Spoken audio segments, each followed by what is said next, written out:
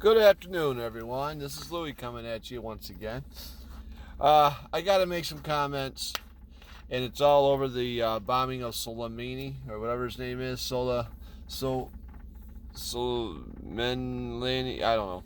You know who I mean, though. The general, the Iranian general. We'll refer to him as the Iranian general through the rest of the video.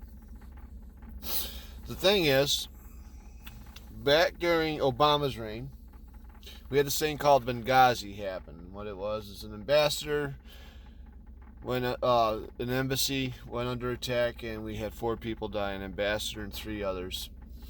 And prior to that attack happening, Hillary received emails from the ambassador saying he needed some help because things were getting out of hand. He needed a little more security down there to help him out. But the thing is Hillary ignored the emails. And then when the place went under attack, they had soldiers sitting on a tarmac, all loaded and ready to go, waiting for the word to go, and they were told to stand down by Hillary herself. And we lost the embassy, and we lost... I'm sorry, I don't care. One life is many lives as far as I'm concerned, but we lost many lives at Benghazi. Now comes the Iranian ordeal, where we have an embassy in Iraq. Goes under attack. President Trump sends in 100 troops. Boom. Quells that attack. We lost no American lives, to the best of my knowledge. I have not heard of any American lives being lost. In fact, I don't believe any lives were lost on either side during their attack. I believe there was like 62 injured, and that was it. But I think it was the next day, there was an airstrike that we did, and it took out the Iranian general, the head of most of the terrorist organizations in that area. He was coordinating all these terrorist things. And he was plotting to kill hundreds of American soldiers and civilians and contractors. Hundreds. He had already been hundreds to thousands with blood on his hands from, all the deaths he's created, plus all the innocents that had died because of his hand. Well, now the left are calling it Trump's Benghazi, which it wasn't. There was no Benghazi about this. B, they're worried about war with Iran. Okay. And C, they're complaining because he didn't go to Congress and let them know what was going on. All right, well, let's start with the Congress one, and we'll work our way through it. Let me ask you a question. Say you got to deal with a problem with one of your neighbors, and you come up with this brilliant plan that's going to fix the problem, hopefully. Are you going to tell your neighbor that you've got a plan and what you're going to do? No. You wouldn't do that to your neighbor. You wouldn't do that to your enemy. You wouldn't do that to your friend. All right? Surprise is supposed to be just that. Now, the thing is you've got 2 Omar Sharifs in Congress. You got Tlaib and Omar, whatever her name is. Okay, I don't know why, but for whatever reason, I can never remember her name. I can remember the name during normal conversation, but when I get on video, I can never remember their names. On top of that, you got Adam Schiff, Nancy Pelosi, and a few others that you can't trust. And you got at least 2 are going to call up their people and say, hey, Trump's getting ready to bomb the shit out of so-and-so, and here's the plan. Why would you do that? Why would you let Congress know what you're doing if you've got leaks in Congress? And you do.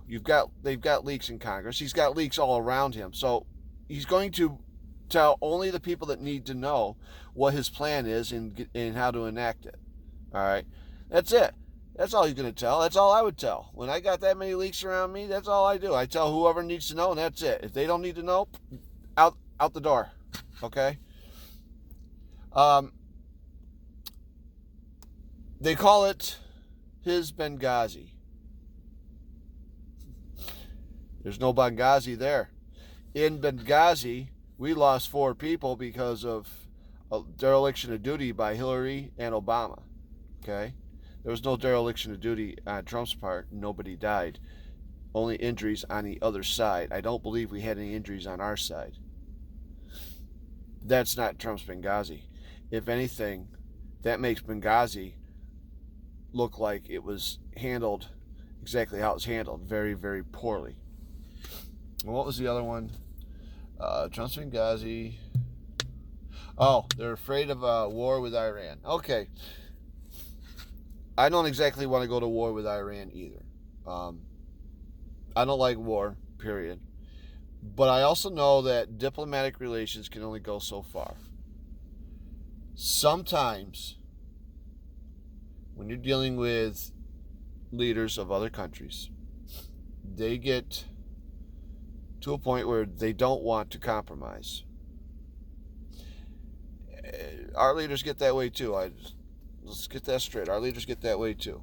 Or sometimes the compromise that they want is not,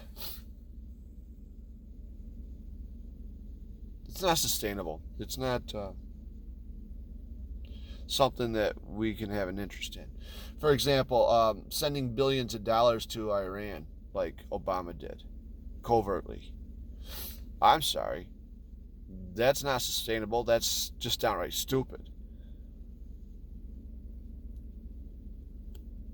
So basically what I guess I'm trying to say is I don't want war with Iran, but if that's what we have to do to get Iran to straighten their shit up, so be it.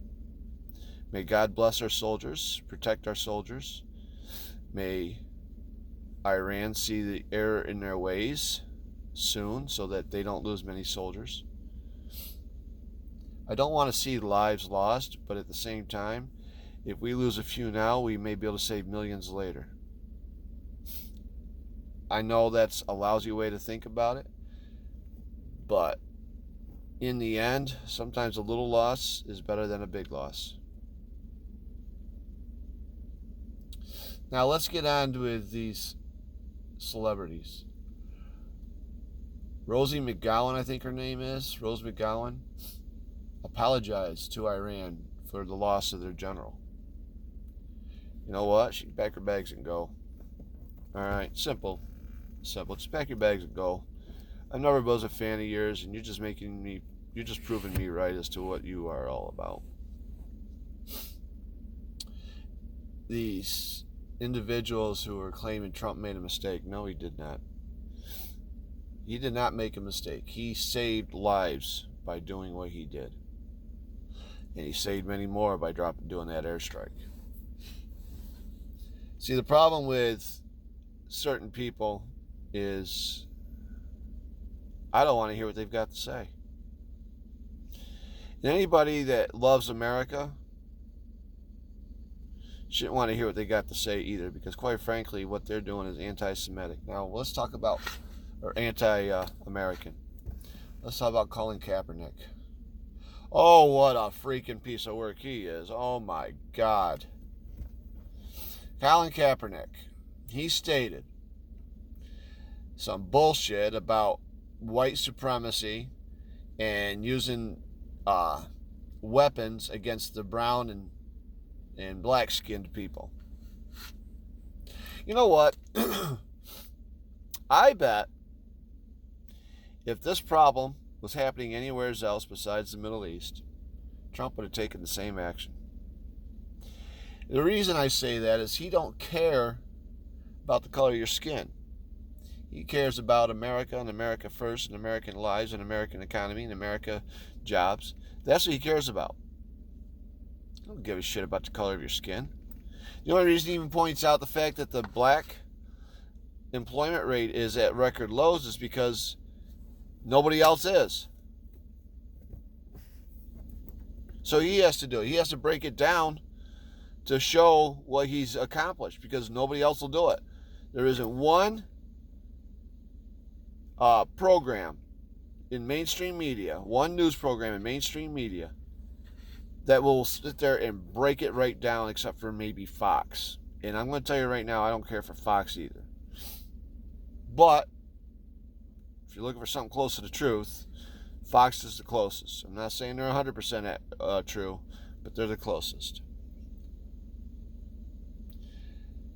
I don't want war with Iran, but I also understand that sometimes you have to sacrifice in order to save.